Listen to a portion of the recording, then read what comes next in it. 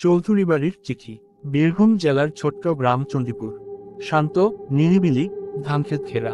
গ্রামের শেষ প্রান্তে একটা বিশাল পোড়া বাড়ি, চৌধুরী বাড়ি। যারা গ্রামের মানুষ তারা জানে, ও বাড়ির সামনে গেলে বুক ধড়ফড় করে। কেউ বলেন ওই বাড়ির জানালায় রাতে আলো জ্বলে, কেউ বলেন বাড়িটা চিঠি লেখে। মানে পুরনো চিঠি, হলুদ হয়ে যাওয়া কাগজ, প্রতি পূর্ণিমায় গ্রামের কারো না কারো উঠোনে পড়ে থাকে। সেই চিঠির ভাষা, সেই হাতের লেখা, সেই কালির গন্ধ, সব এক। কিন্তু লেখককে কে বা কারা পাঠায়? অন্বেষা কলকাতার এক তরুণ গবেষক, ইতিহাস আর লোককাহিনী নিয়ে কাজ করে। একদিন তার হাতে আসে একটা অদ্ভুত চিঠি। লেখাটা পুরনো ইংরেজি হরফে। She is not gone, she is waiting. আর সি, চৌধুরী বাড়ি। চিঠির তারিখ 1932 সালের। আর ঠিক এরকম আরও দুটো চিঠি মেলে দুটি আলাদা সংগ্রহশালায়। সবগুলোতেই আরসি লেখা, অর্থাৎ রজত চৌধুরী, বংশের শেষ জমিদার, যিনি 1932 সালে হঠাৎ উধাও হয়ে যান। অন্বেষা ঠিক করল সে যাবে চণ্ডীপুরে, গিয়ে খুঁজবে চৌধুরী বাড়ি আর এই রহস্যের উত্তর।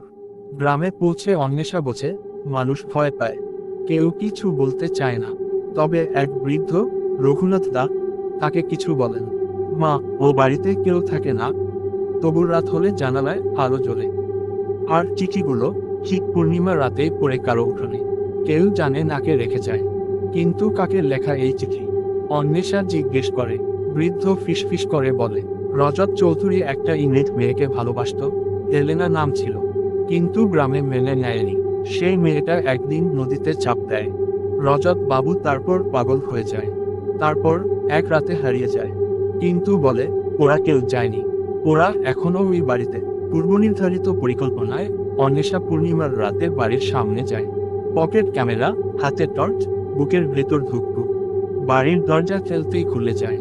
ভেতরে ধুলো, জাল, পচা কাঠের গন্ধ। একতলার দেওয়ালে ভাঙা ছবির ফ্রেম, রজত আর একটি বিদেশিনী মেয়ের আশ্চর্যর মুখ। তখনই হঠাৎ উপরের ঘরে আলো জ্বলে ওঠে। অন্বেষা ধীরে ধীরে ওঠে সিঁড়ি দিয়ে। একটি ঘর, ভিতরে একটা পুরনো টেবিল, তাতে রাখা কলম, কালি, চিঠির পাতাগুলো। চিঠিতে লেখা, তুমি এসেছো, আমি জানতাম, এখন অপেক্ষার শেষ। একটি শব্দ পিছন থেকে ফিসফিস, রজত, তুমি ফিরে এলে। অন্বেষা পিছনে ঘুরে দেখে এক সাদা জামা পরা মহিলা দাঁড়িয়ে আছে। চোখে জল, মুখ শান্ত, কিন্তু অদ্ভুত ঠান্ডা। সে ধীরে ধীরে কাছে আসে।